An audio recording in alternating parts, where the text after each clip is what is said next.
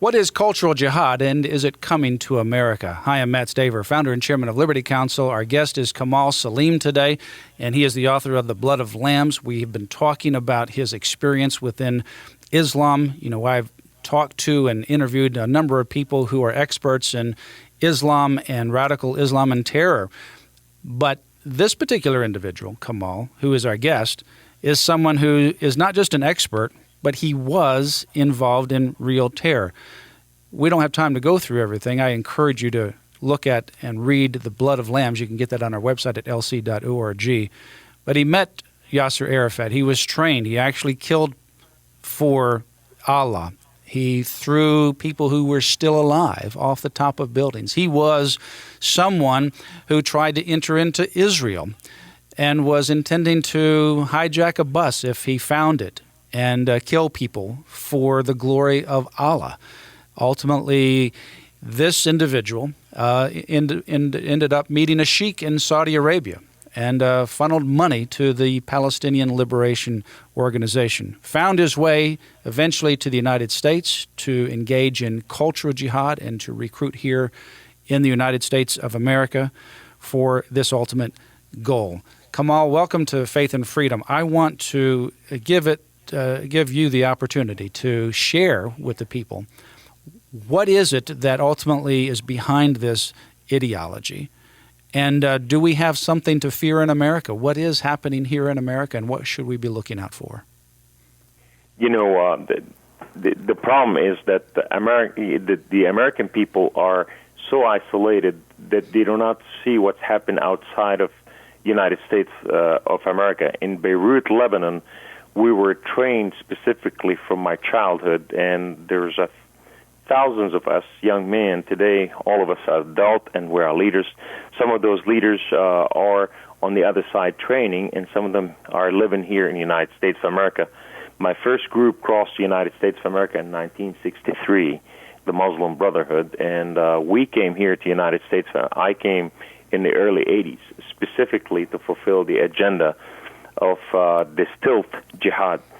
United States of America faced stealth jihad, which is when we say stealth jihad, is the war that American people do not see. It's undercover. It's a blind to the visible eyes. It's happening behind the scene by lobbying your country and changing your world from within, and even to the point of splitting the church into Islam and Christianity, and start separating the culture and start taking it apart. This is how we enter civilization. I did that in Europe before I came to the United States, and we start taking the nation apart where it's dismantled and it's not functioning like they used to be, because we become burden on a nation, and anything would happen, we will retaliate physically or psychologically or by one propaganda of media or any other way, by going to the actual government and start protesting there that this is our rights and what so have you. This is a different form of war that the American people are not introduced to. It's not like the Soviet war, or the Cold War. This is actual here. The infiltration is within the United States of America. Since last year, this one's slipped from stealth jihad to actual civilization jihad. Now the jihad is visible. And now this year, the Islamists are stepping to the forefront to change these nations in order to accomplish what's so-called, the Great Commission of Islam, and that is to make the United States of America a Muslim nation. If we look at Europe today, people in America say, is this real? I mean, will that happen? If we look at Europe today, Matt, we will find out that in Europe, England's about to be a Muslim nation. I debate some of those imams on live TV sometime, and they said America is coming on the way. Today, Islam in Europe, at night, Europe is a Muslim country because the soldiers could not enter the Muslim neighborhood. During the day, it's a facade that it looks like European country, but all of them are facing the giants of Islam before they change the nation. And that's what we're dealing with ultimately in a nutshell.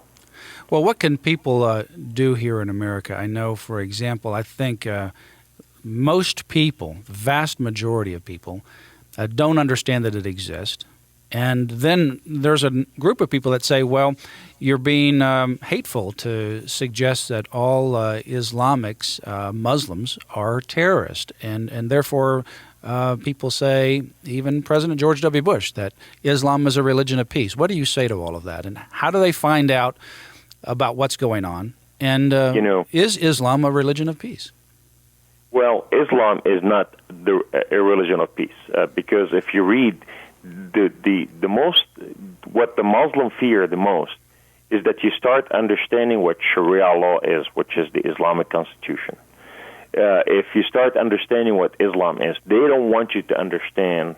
They want you to be blind, and they want to keep it ambiguous to the American people because the less they know, they are more open for this.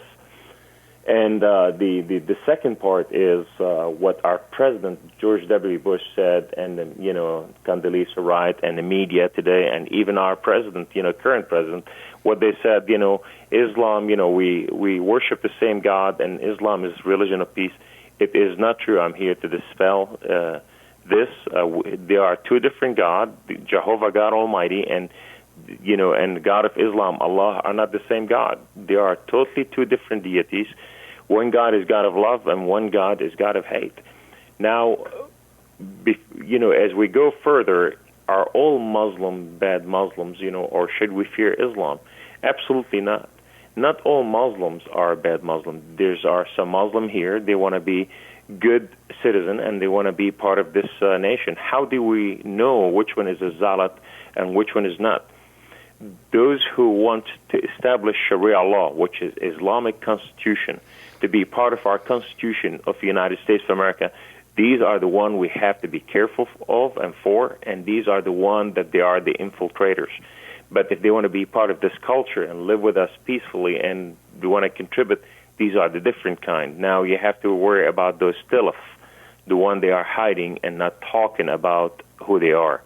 So in a nutshell, we are at war with Islam. Well, one of the things that I think that is clear when you start looking at this from a worldwide perspective is that Islam is on the move, it's on the march, and clearly there is an agenda, and it is to have a one world government under Sharia law. And America, is been referred to by Ahmadinejad in Iran as the big Satan, Israel is the little Satan. Obviously, America is a prize target within radical Islam. Yes, the head of Azhar Sharif, which is the University of Islam in Egypt, Cairo, Egypt, the head of the Muslim Brotherhood, he came to United States of America and he had a meeting here in the United States of America. And the meeting is to declare fatwa. Fatwa is a judgment against America. And in the meeting, he want to declare al-muruna, which is how to lie in Islam, even though it is not true in Islam, for the sake of Allah, to advance Islamization in the United States of America.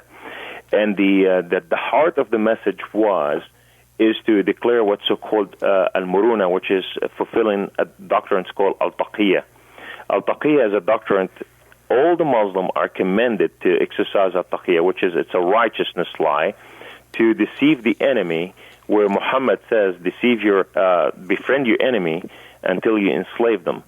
So therefore, what happened is the taqiyya al-muruna is taking place here in the United States of America, and now we are seeing it to the forefront as, we even see the imam in Saudi Arabia, the head imam, the Grand Mufti, he declared that destruction for all churches in the Arabian Peninsula and killing the Christians.